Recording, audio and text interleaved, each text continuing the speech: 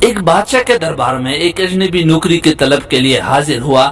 قابلیت پوچھی گئی، کہا سیاسی ہو۔ عربی میں سیاسی افہام و تفہیم سے مسئلہ حل کرنے والے معاملہ فہم کو کہتے ہیں۔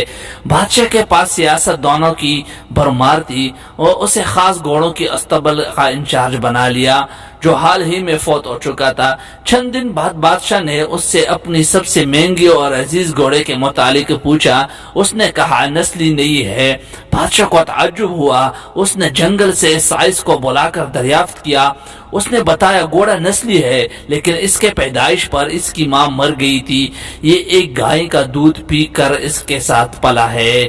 مسئول کو بلا گیا کہ تم کو کیسا پتا چلا کہ اصیل نہیں ہے؟ اس نے کہا جب یہ گھاس کھاتا ہے تو گائیوں کی طرح سر نیچے کر کے، جبکہ نسلی گھوڑا گھاس منہ میں لے کر سر اٹھا لیتا ہے۔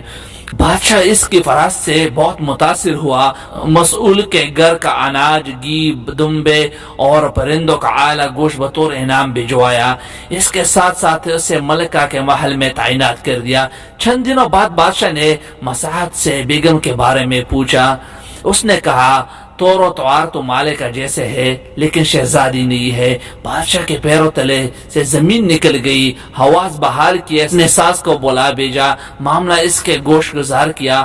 اس نے کہا حقیقت یہ ہے کہ تمہارے باپ نے میرے خاوند سے ہماری بیٹی کی پیدائش پر ہی رشتہ مانگ لیا تھا لیکن ہماری بیٹی 6 ماہ ہی میں فوت ہو گئی تھی۔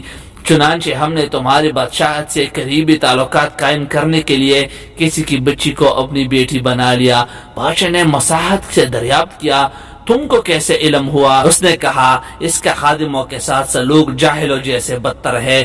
بادشاہ اس کی فراست سے خاص متاثر ہوا، بہت سا اناج، بھیڑ بکریاں بطور انعام دیا، ساتھ ہی اسے اپنے دربار میں متعین کر دیا۔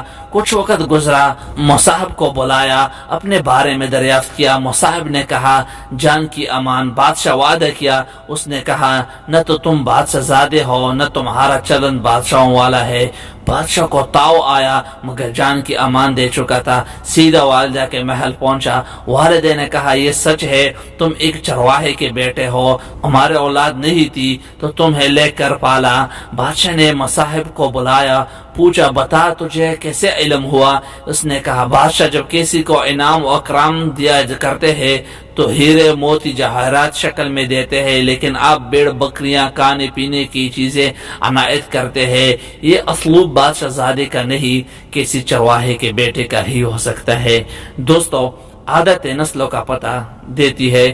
عادت اخلاق اور طرز عمل، خون اور نسل دونوں کی پہچان کرا دیتی ہے۔ اگر پسند آئی تو لائک کریں۔